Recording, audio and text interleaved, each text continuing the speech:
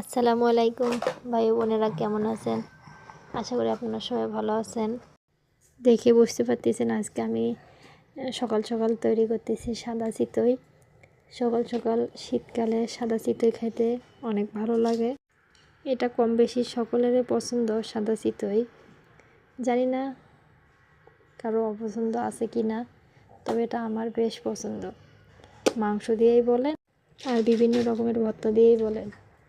আর শীতকালে খেজুরের গুড়ের দিয়ে সাদা চিতই খেতে এটাও বেশ ভালো লাগে। তো আমি আজকে সাদা চিতই ভেজে নিয়েছি অনেকটা, বলতে 7-8টার মতন ভেজে নিয়েছি। তো আজকে আমি সাদা চিতই খাবো খেজুরের লালি গুড় দিয়ে।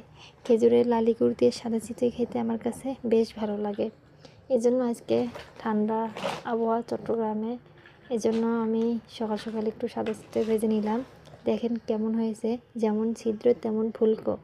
আর খেজুরের লালি গুড় দিয়ে তো এটা কোনো কথাই নেই, যেমন আমার বাচ্চারা পছন্দ করে তেমন এটা আমারও পছন্দ। খেজুরের লালি গুড় দিয়ে এটা অনেক ভালো লাগে। তো আজকে এ পর্যন্তই।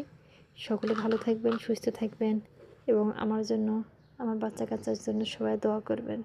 আল্লাহ হাফেজ। আল্লাহ সকলকে সুস্থ রাখুক, ভালো রাখুক, এটাই কামনা করি।